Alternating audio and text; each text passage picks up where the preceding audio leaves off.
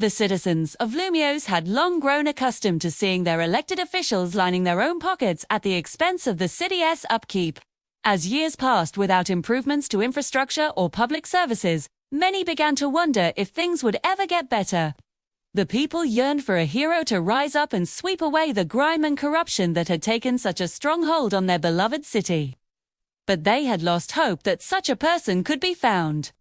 One evening, a shadow fell over the marketplace as a lone figure descended from the rooftops. He moved with an uncanny grace, never touching the ground, always keeping to the shadows. His dark attire made it impossible to tell who he was.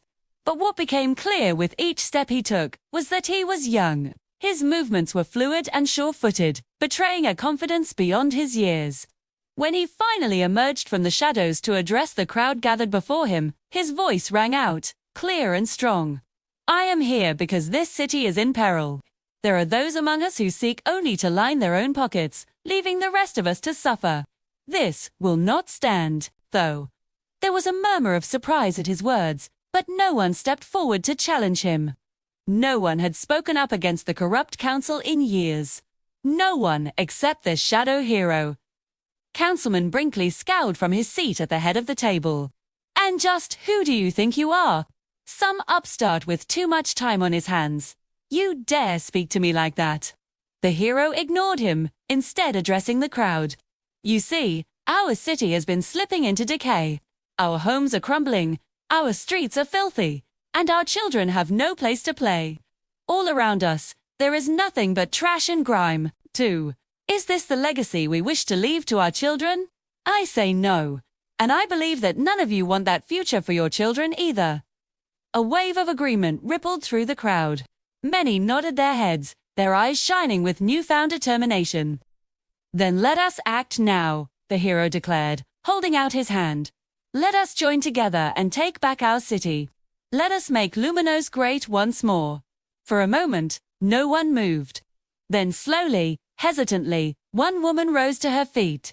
I want to help, she said, her voice trembling slightly.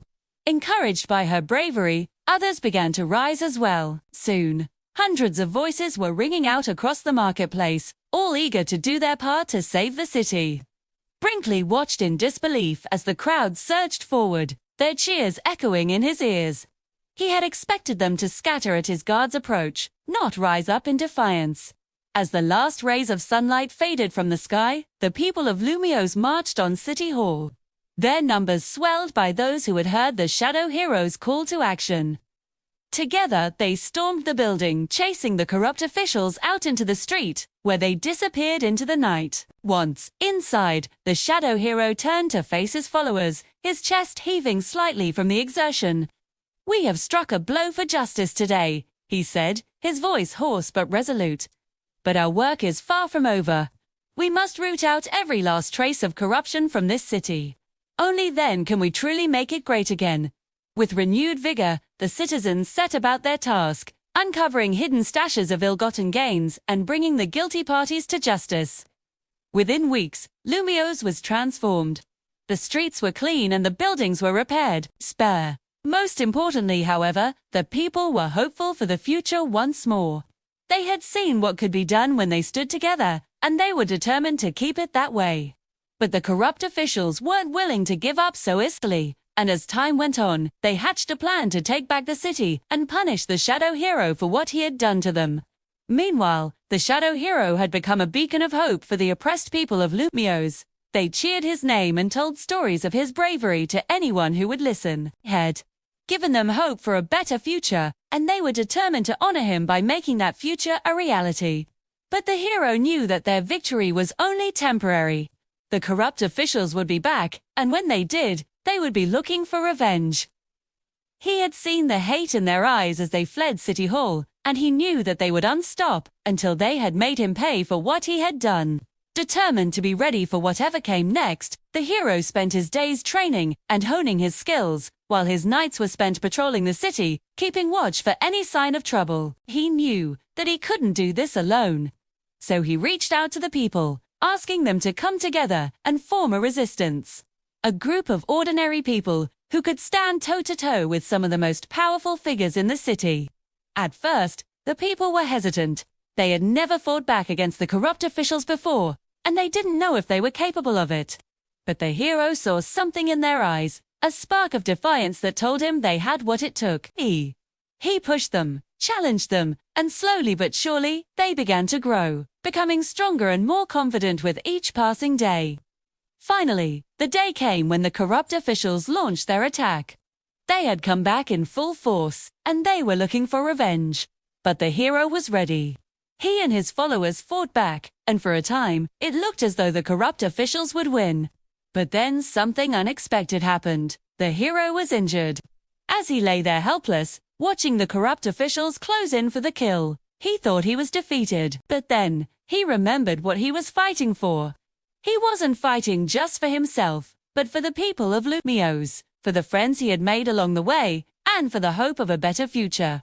With renewed determination, he pushed himself to his feet and rallied his followers one last time. Together, they fought back, driving the corrupt officials out of the city once and for all. In the end, the hero stood victorious, but he knew that his journey was far from over. He had defeated the corrupt officials, but there would be others who would try to take advantage of the people. He would be there to stop them. He was the shadow hero, and he was the people's champion. He would protect them as long as he lived. And so the shadow hero continued his fight, always ready to stand up for what was right, always ready to defend the people of Lumiose from those who would do them harm. He became a legend, a symbol of hope and courage for all who knew his story. For many years, the shadow hero had been nothing more than a whisper in the wind, a rumor that kept the corrupt officials on edge.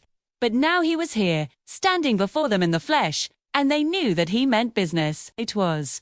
And just the people of Lumiose, who were surprised by the sudden appearance of a new hero. The villains of the city were also shocked, wondering who this mysterious newcomer was and what he was planning. They had ruled Lumiose with an iron fist for so long that they had assumed no one would stand up to them, that they would be able to keep doing whatever they wanted without fear of consequences. But the shadow hero proved them wrong. As word of his exploits spread throughout the city, the villains grew increasingly nervous. They knew that they couldn't defeat him in a fair fight, and they were afraid that he would come for them next. So they did what they did best, scheming and plotting in the shadows, trying to find a way to get rid of him. They sent assassins after him, but he was always one step ahead of them. They tried to bribe him, but he wouldn't be bought. They even attempted to frame him for a crime he didn't commit, hoping that the people would turn on him. But, in the end, none of it worked. The shadow hero remained popular, and the people continued to rally around him, inspired by his bravery and determination. The villains were baffled. They couldn't understand how someone so young could be so strong, so skilled, and so unwavering in his commitment to justice. It was as if he had come from another world.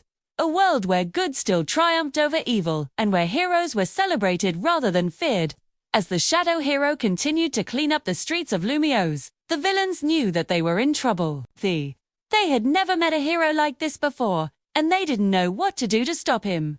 All they knew was that they had to act, that if they didn't do something to stop him, he would destroy everything they had built. And so the villains prepared to make their move, knowing that the fate of Lumiose, and perhaps the world, hung in the balance. The shadow hero felt the weight of their gaze upon him, and he knew that they were plotting something. He could sense it in his bones, feel it in the pit of his stomach. But he couldn't let that stop him. He had come too far to turn back now. He had seen too much suffering, endured too much hardship to give up.